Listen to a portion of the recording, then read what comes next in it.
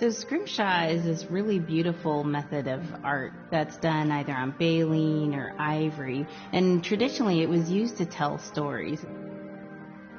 Each etching is telling a story of some event. Caribou hunting was taking place. This is what was going on.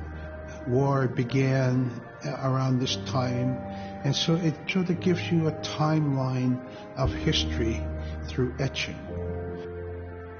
An elder or the person who carved it would literally be able to read the scrimshaw story. They're like reading a book, in a way. A lot of the storytelling traditions would be things that after the storytelling was done, we'd just rely on the next person telling it. And so scrimshaw is a very important way for Alaskan Native people to record their history.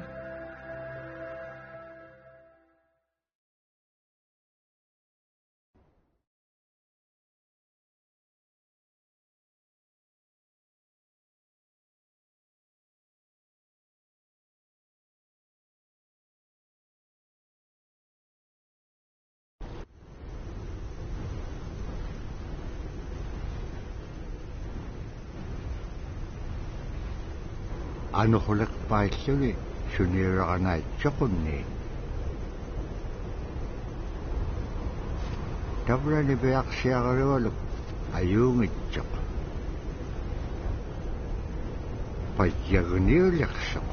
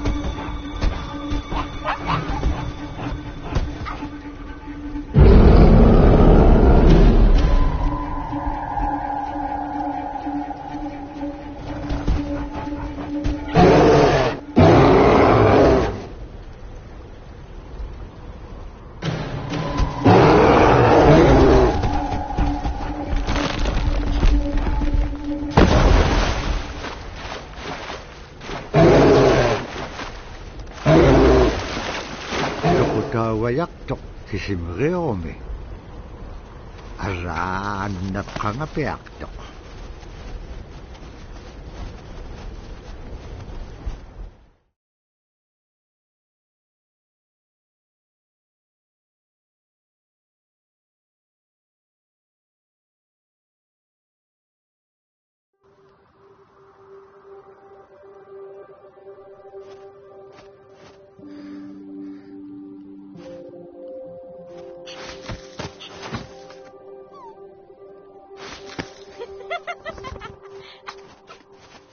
Kole ringaichok inyugunun. Terigan niakakanevligo. Terigan niaktamna allatun inyitchok.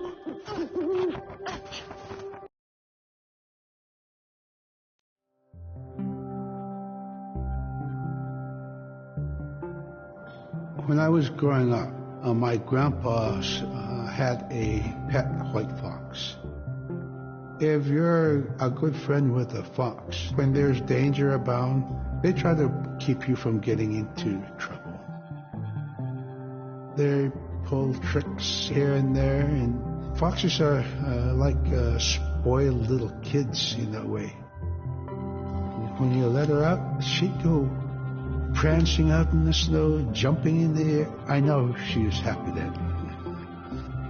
Come running at me and jump on my chest, knock me backwards, lick my face, and I try not to let it.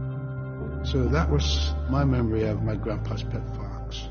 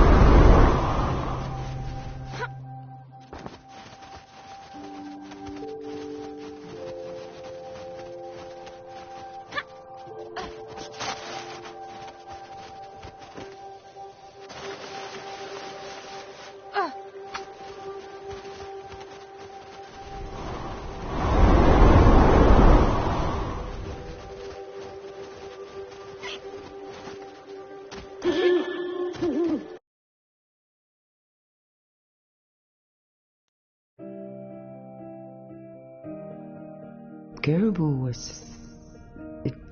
it provided for us in many ways. Our clothing in those days was made of all caribou skin. I grew up wearing caribou pants, mittens, caribou skin mattress, blankets. Some people had boots that were made with wolf leggings, sealskin sole bottoms. Baleen was shaved to make insoles. They kept us quite dry and warm as well. But the caribou skin clothing was the best. And we would get as many yearlings as we could for our outer clothing. And for heavy winter, we would get caribou in February or March because the hair was the longest and the skin was the thickest, and we would use those for our winter gear. With that stuff on, you could sleep outside in 50 below and it wouldn't bother you a bit.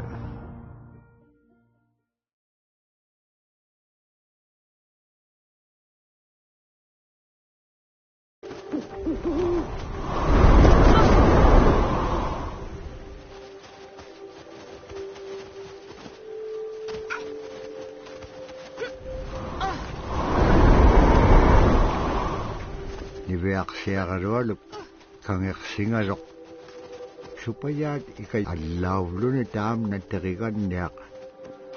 Siyabuniksit kang niveaksiagaroluk kangersingarok.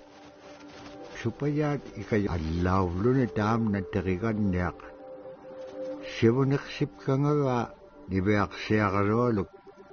Kanudun pekpaganak tilangit tamat ko ikayok tauruat.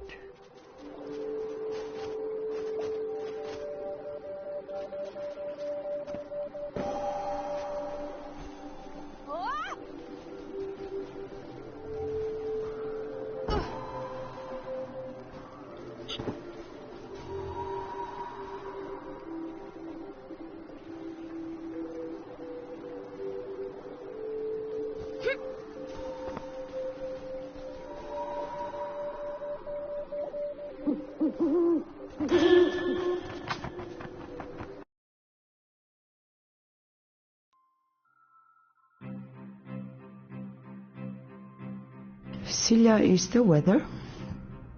It also means the atmosphere.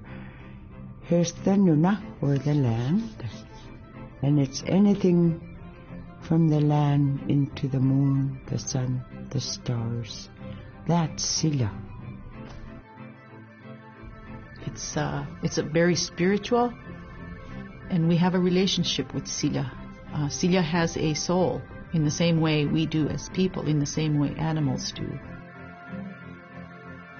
I think spirit helpers in and of themselves are really about how we're connected with things. And so it may be that there's a spirit helper that shows themselves as a bird to show you the way home, or it may be a spirit helper that actually decides to show themselves with the face and body of a man instead of their animal form. And so I think one of the things that's hard to understand is that it's not one way of seeing things, it's one way of knowing you're connected to everything. We've always had that spirituality of everything around us. It's the interaction you have with the air you breathe, the ocean that you gather resources from, the rivers from which you gather fish, the tundra from which you pick berries, the animals that give themselves. It's all of that.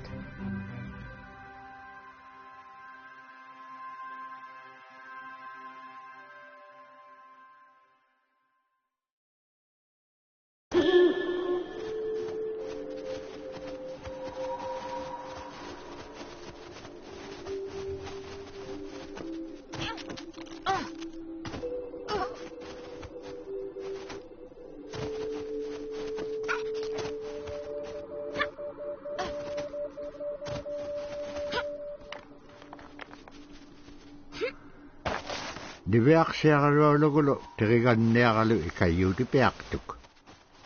Siqaqaniutimigini. Araa kangeqsinaitsoqunni qanuq pisingaa. Aglaan tavra atautsikun aingaruk.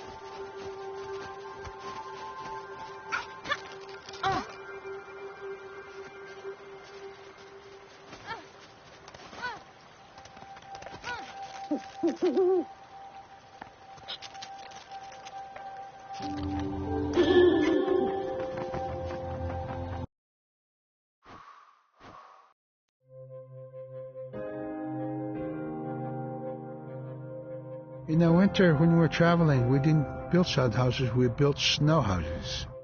In Canada, they call them igloo, but here in Alaska, we call them apuya.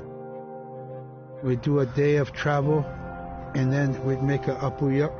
The next day, my father would set traps spend the day there, rest the dogs, give them something to eat, and then the following day we continue to the next place.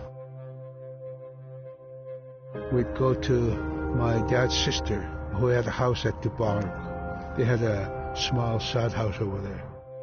We didn't have to do anything. We just visit with them, and my dad and his sister were glad to see each other, and they'd talk away while us kids played outside or go to sleep. By the time we get back to our home, my father would leave us with our aunt or with my grandmother, and then he'd start on his trips and go check his trap line. We were not into 85 kind of time, you know. We're in a totally different kind. We're in ecological time.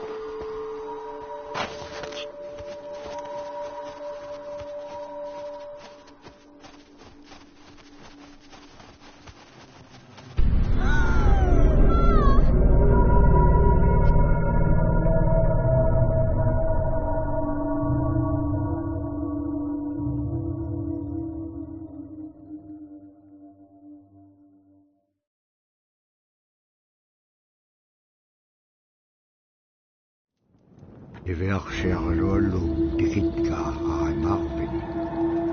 Agalaan manuunaqsingamana.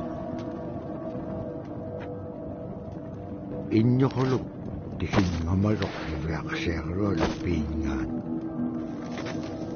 Ivahalaksimalok sumittaimma. Nikatjakkumanyainniqsuq. Pakit qaangaarnagu ivaktani. Nunaqqeq ikiwaqtuaqaniqsuq. Inyungi toqottaqtaaganiqsit.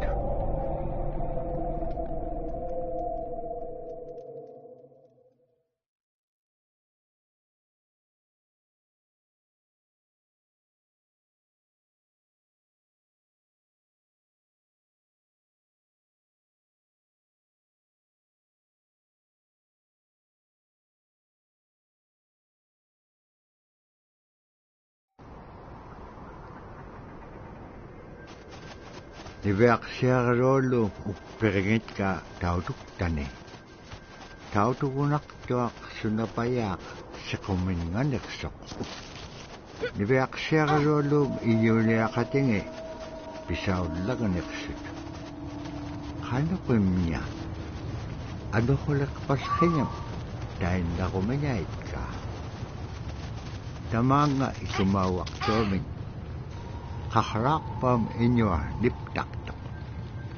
Sumalagula kami ni Beak siya karulong pitching nga ni. Agalan kaharak pas kanyat sa gabi nga itchik. Imenyawrat sa gabi kami sa mga nunamin. Pagkakahuting nunak kami.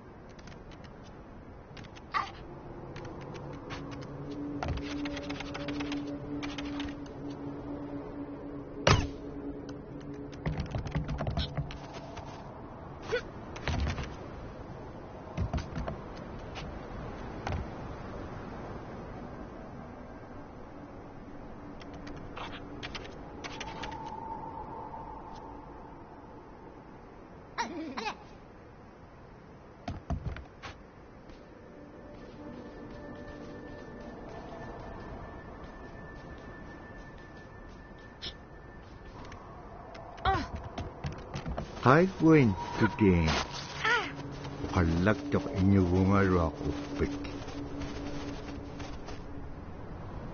Kano ko mailisimanak pa nga. Isumalagtok ni Beak siya karwalo ko. Kano kita pura, kao nagayngagikpen. Silaw di ka piyup ko. Ikayo ko niya kalawikpen kimon dahil nanake. Sa bakit ilang ah.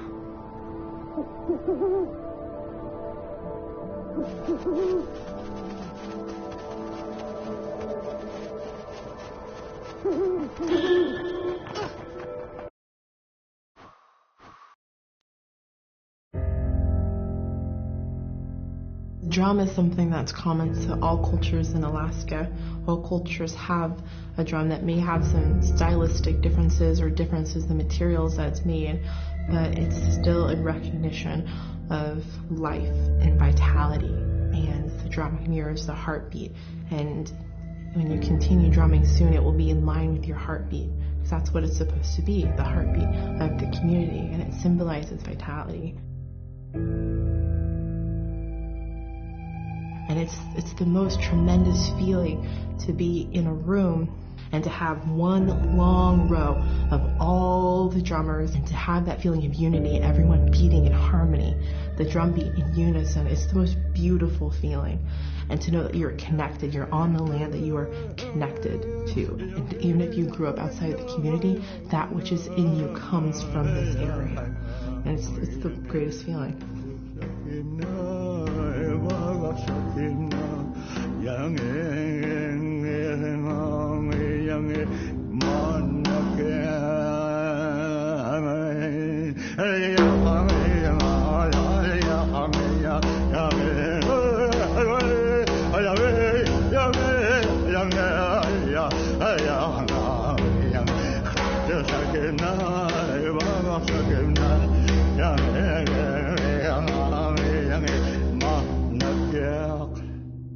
Man, I went at it and look what happens.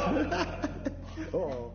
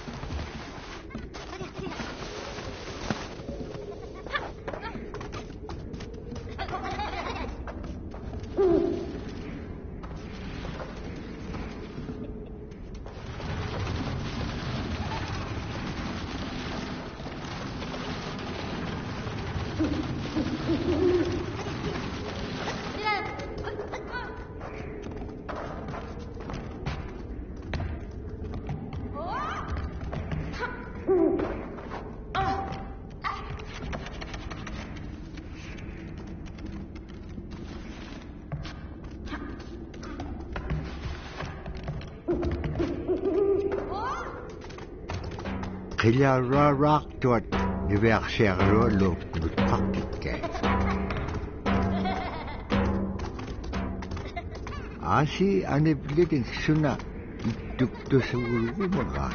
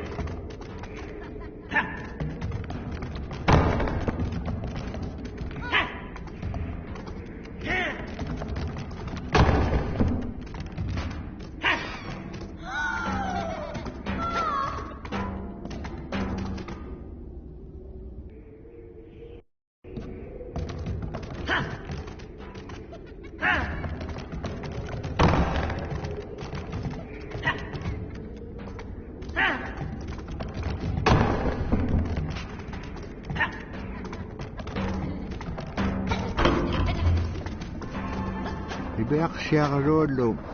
Sabat ko may ahalawit. Imanyawrat. Bakit ka upir kailawin nga?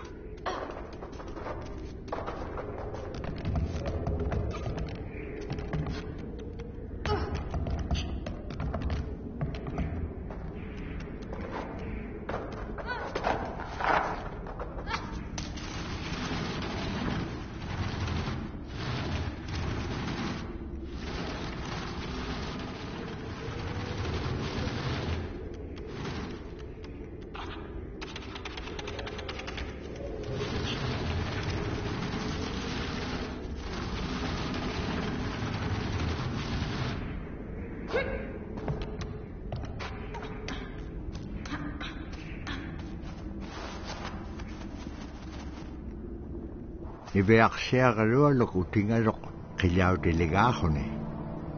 Upik ko pea chapalungarok. Asita mo na pibir takiliw di pea langaga. Ibeak siya karolo.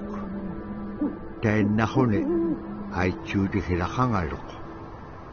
Upik kalatok. Uvaw na kao nagingagiga. Iligin ng pikit kublugo.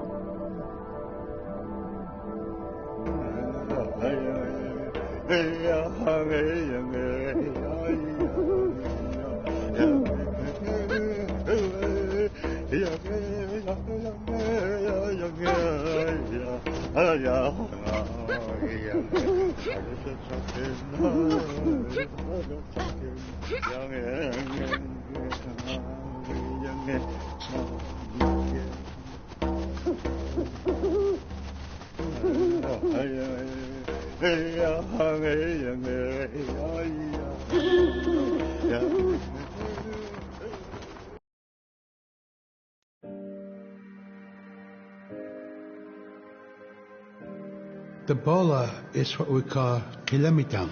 And the kilamitang is made out of braided sinew tied out to some heavy bone which you could twirl. In my case, we're catching ducks.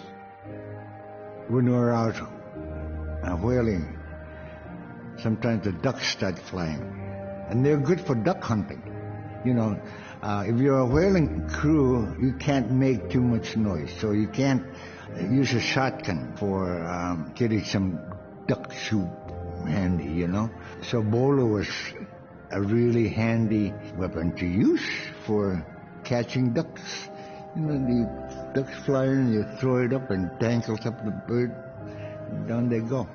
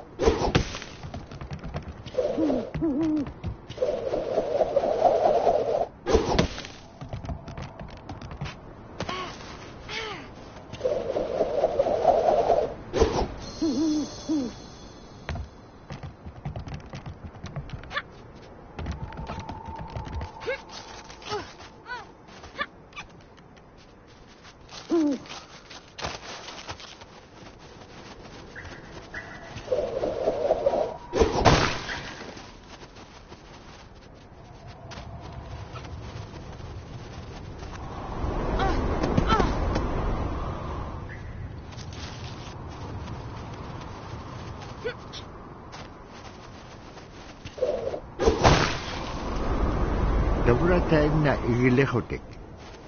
Libeak siya rolum ato ka ukpim achuta.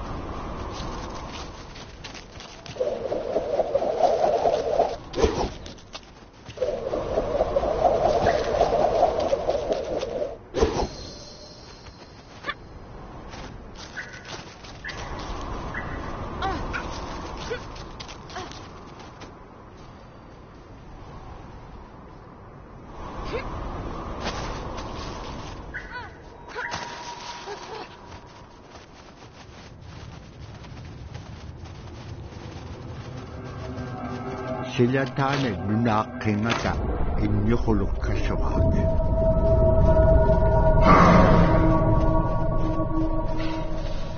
Inyokulum taudu kami nutkakawa.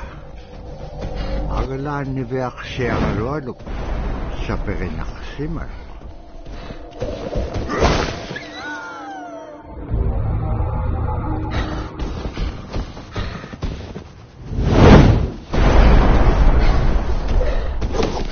Kinalip sa Beak doktor kami kilometer. Dabra iwaktani taudu kay.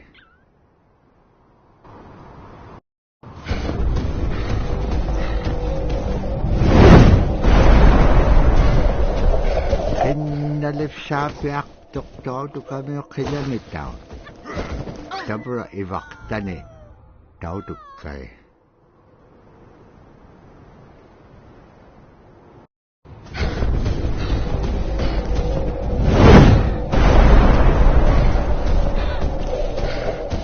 Kinalip sa Beak doktor kami kilometer. Dabra iwaktani taudu kay.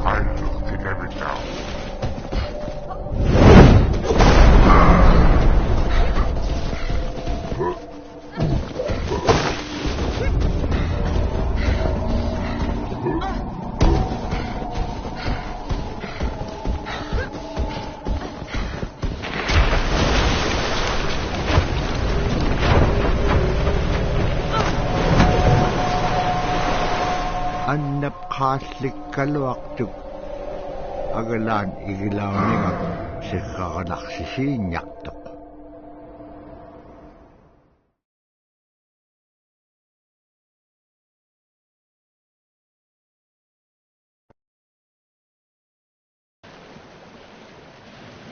Malakukuni ubulukuni wisa ubulutik.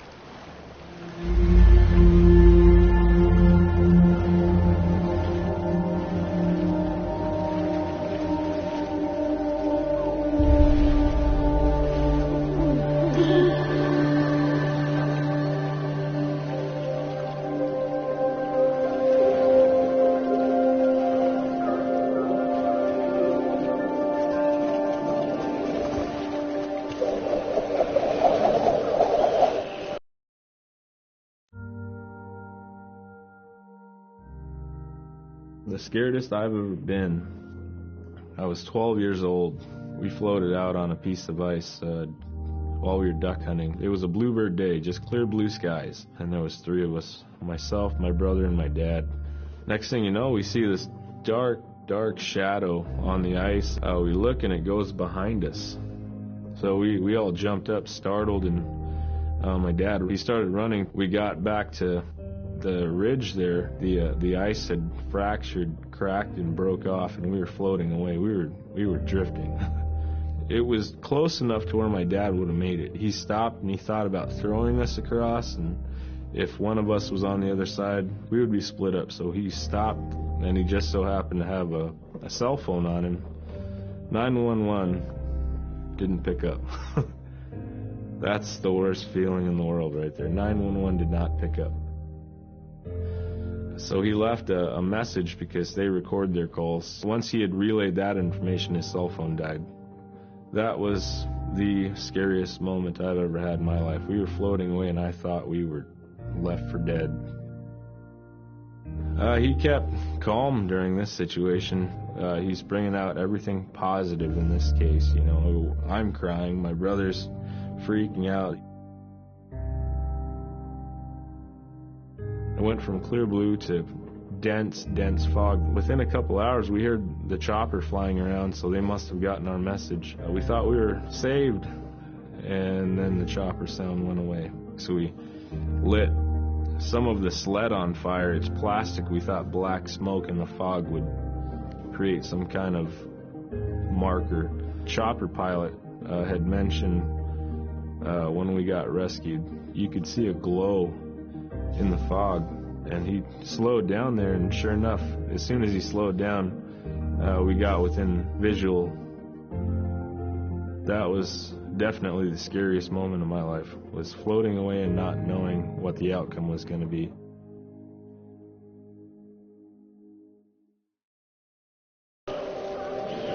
Dabra tuwarom tikitcho.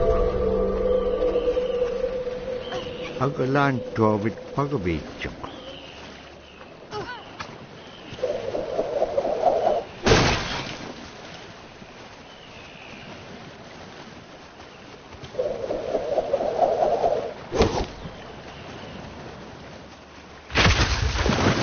Siku nalunak tok hanok igilekeniak silama.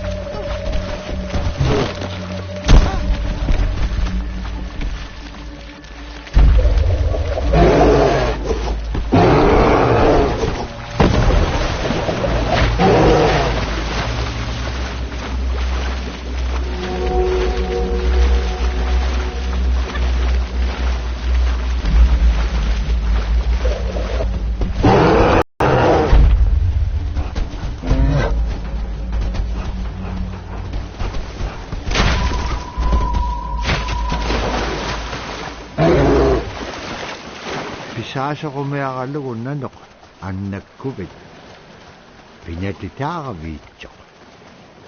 kakame nanok di katsalaycho.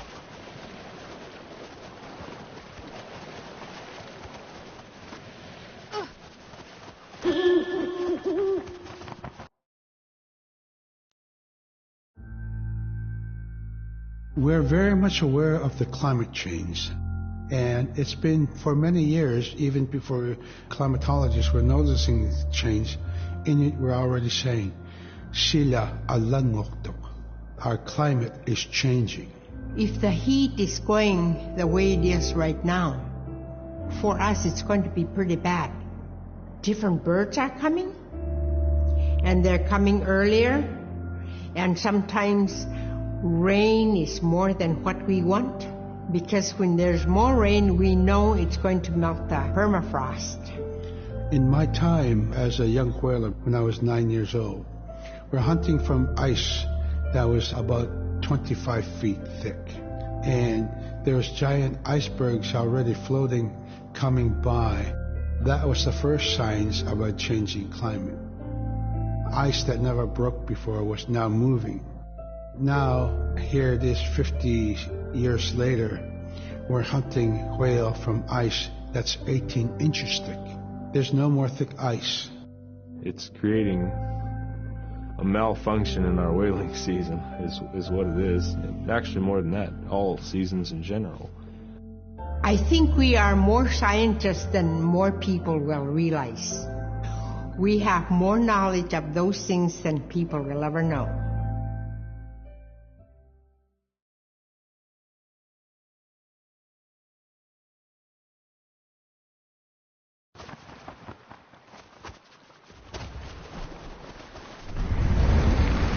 Pagalan naman na adlaw.